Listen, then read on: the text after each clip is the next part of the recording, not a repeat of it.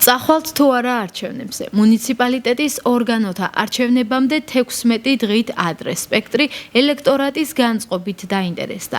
რამდენად აქტიურები იქნებიან ისინი 4 ოქტომბერს, რა დროსაც საარჩევნო უბნებზე უნდა მივიდნენ და ხმა სასურველ პოლიტიკურ სუბიექტს თუ კონკრეტულ კანდიდატს უნდა მისცენ. გამოკითხულთა ნაწილი აუცილებლად მიიჩნევს არჩევნებში მონაწილეობას. ამბობენ, რომ ეს საზოგადოების ნებისმიერი წევრის ერთ-ერთი მთავარი სამოქალაქო პასუხისმგებლობაა. ზოგიერთი კი ასე სულაც არ ფიქრობს. მე მინდა რომ მრავალფეროვნება იყოს და ბევრი პარტია მონაწილეობდეს, რა თქმა უნდა, უფრო კარგია ქვეყნისთვის, მომავლისთვის და ვისურვებდი რომ ბევრი პარტია ყოფილიყო. ნუ რაც არის შევეგუებით, რომ მივიღებ მონაწილეობა.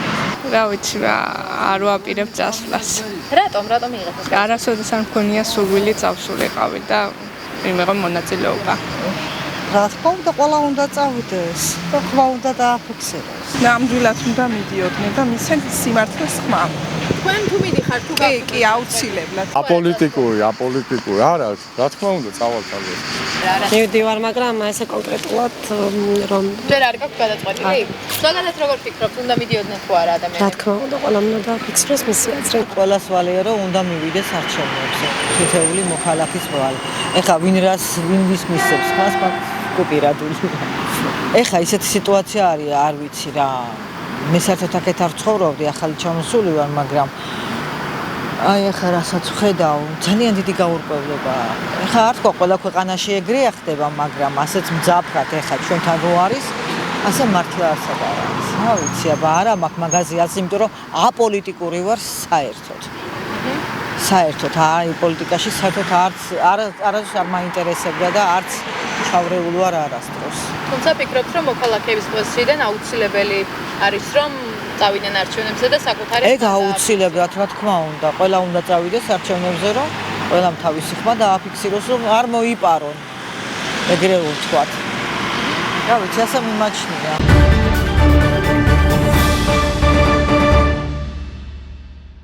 21 სექტემბერს ზესტაფონი კიდევ ერთხელ საფესტივალო განწყობით იცხოვრებს. ამ დღეებში ის ქართული ლირიული სიმღერის ფესტივალის სულიკო 2025-ისა და ტრადიციული სახალხო ზესტაფონ ქალაქობის დღესასწაულის მასპინძელი იქნება. თუმცა მანამდე დაგეგმილია არაერთი აქტივობა. ღონისძიებები 18 სექტემბრიდან 9 წყაროს თეატრონზე გაიმართება. მათ შორის ქართული ცეკვის ფესტივალი მუნიციპალიტეტის ქორეოგრაფიული ანსამბლების მონაწილეობით. 19-ში დაგეგმილია ნანა ცინცაძის საავტორო საღამო პოეზია მუსიკაში. 20 ოქტომბერს აქტივობათა ეპიცენტრი ისევ 9 წყაროს თეატრონი იქნება, თუმცა რამდენიმე ღონისძიება ქალაქშიც გაიმართება. განსაკუთრებით დატვირთული იქნება 21 სექტემბერი, სახალხო ზეიმი და სხვადასხვა დანიშნულების ღონისძიებები სწორედ ამ დღეს არის დაგეგმილი.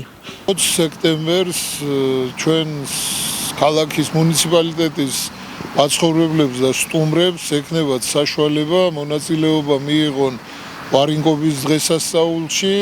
დღესასწაული დაიწყება ვარინკას სკვერიდან, რომელიც აღმაშენებლის ქუჩის დასაწყისშია განთავსებული და შემდგომ გაგრძელდება ვარინკას ამფითეატრზე, სოფელ 9 წყაროში. ხოლო რაც შეეხება 21 სექტემბერს გაიმართება ზესტაფონ ქალაქობა, ტრადიციული დღესასწაული.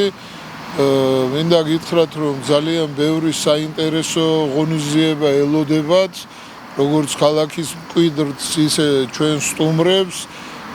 დღის განმავლობაში იქნება სოფლებიდან წარმოდგენილი ნობათი და იქნება საშუალება იმისა, რომ დააგემოვნონ ადამიანებმა სხვადასხვა ნამზადი ნუგბარი.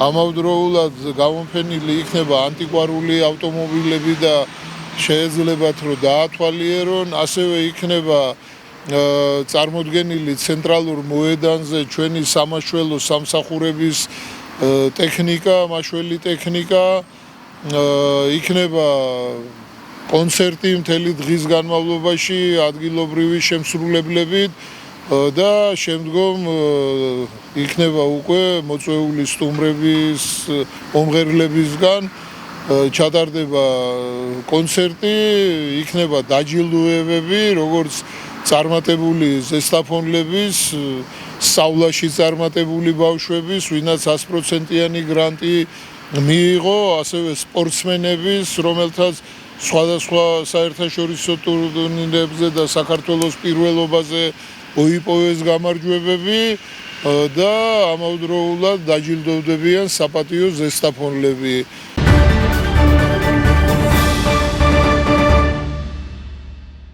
უსაფრთხო ზრუნვა ყველა ახალშობილზე ეს პაციენტთა უსაფრთხოების მსოფლიო დღის გლობალური კამპანიის თემაა, რაც ახალშობილთა და ბავშვთა უსაფრთხო მოვლის გაუმჯობესებას, უფროსების ჩართულობის გაძლიერებასა და ბავშვთა მეტ მოვლას გულისხმობს.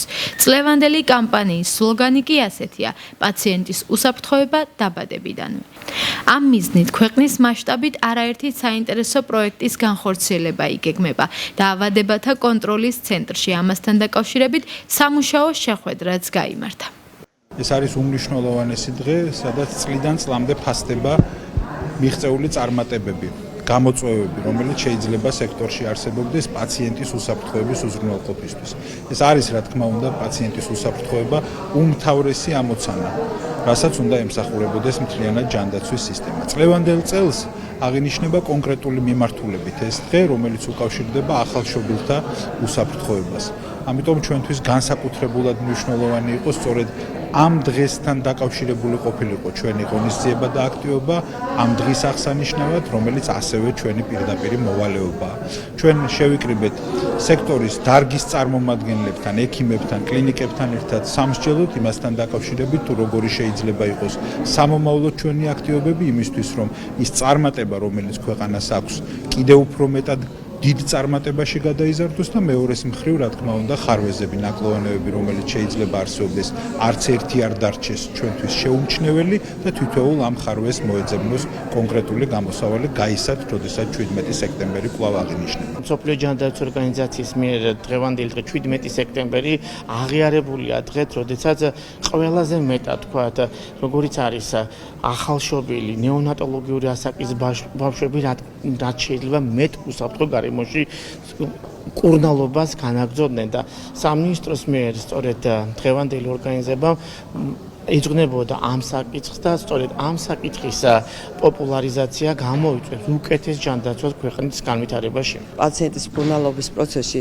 სამედიცინო საქმიანობაში პაციენტის უსაფრთხოება ძალიან მთავარი წამყვანი ადგილი უჭირავს. ეს ის თემა, რომელიც მუდმივად თან დაგვდევს პაციენტის კურნალობის პროცესში და ამიტომ ძალიან მნიშვნელოვანია ამაზე ყურადღების გამახვილება და მკურნალობის ხარისხის ერთ-ერთი მთავარი რგოლია.